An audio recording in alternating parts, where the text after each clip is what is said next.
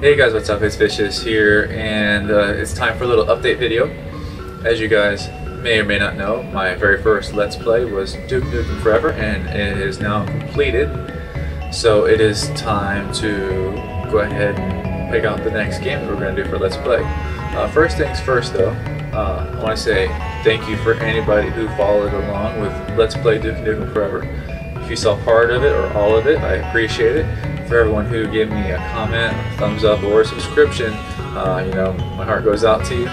Even though I just started up, you know, this is the roughest time getting my subscribers and my fan base built up, and especially that very first Let's Play is very rough because it's a learning experience and a learning curve, and I'm still going to keep learning as we go. I'm sure if you watch from beginning to end, you saw that things quickly ramped up from, you know, good, better, and hopefully soon I can be the best.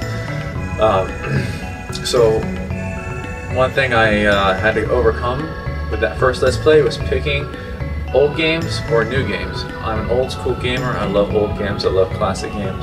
But I went with a new game because I thought people are going to be searching for new games because they're going to be looking for gameplay videos, walkthroughs, or they just want to see if they want to buy the game.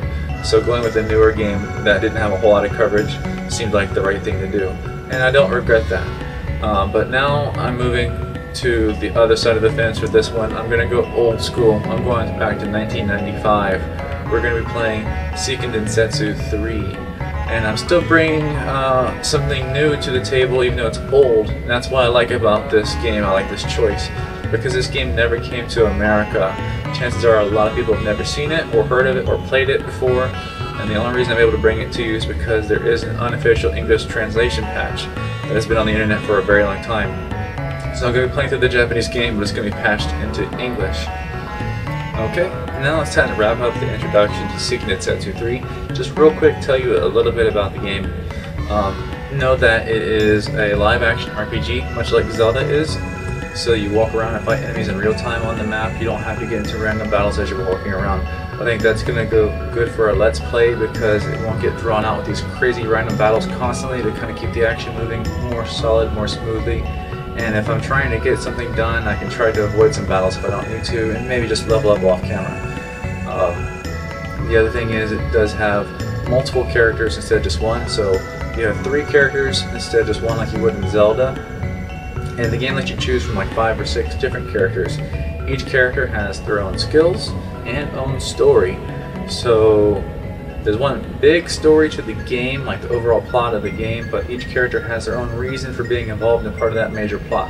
When you choose your 3 characters at the beginning of the game, you're going to play through each one of their stories. I think the first character you pick is your main character. You're going to go through their entire plot.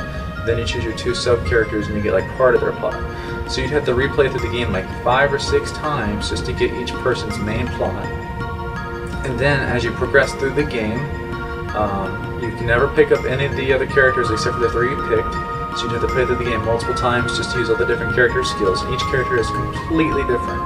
One might be a magic caster, focused on healing. One might be a magic caster on damage. One might be a status ailment type user. One might be like a thief, dexterity character. The other one might be a powerhouse or a tank.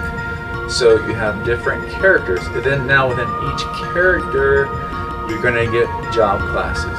And unlike, say, the newer Final Fantasies where you can change job classes on the fly and learn multiple things, in this game, you start off as a neutral character, and as you progress through the game, you're going to get the choice to go to the light side and become like a good character, or the dark side and like a bad character. It doesn't change the story, but it changes your character's job. So say you're a magic caster and you go to the light side, you might become like a priest, and if you go to the dark side, you might become like a warlock, and it's going to change your skill set completely. And then, much later in the game, you're going to get a chance to get yet another job class where you split between light and dark again. So that means just one character splits into 2 jobs, and then those 2 jobs split into 2 more jobs. That means, you know, like 5 jobs for each character out of 5 characters. So you're looking at tons and tons and tons of replay for the game. So besides the good classic graphics from those, you know, Super Nintendo days, the great classic music, the great plot line, you have tons of replay value. We're just going to play through the game one time from beginning to end. But it should be a lot of fun, I think, and we're going to, you know, definitely do it. So I ask you guys to sub up to the channel, try to stay tuned, Hopefully this will be an entertaining Let's Play, and give me some feedback on what's going to happen next, and I'll definitely be listening. So I'll see you guys next time.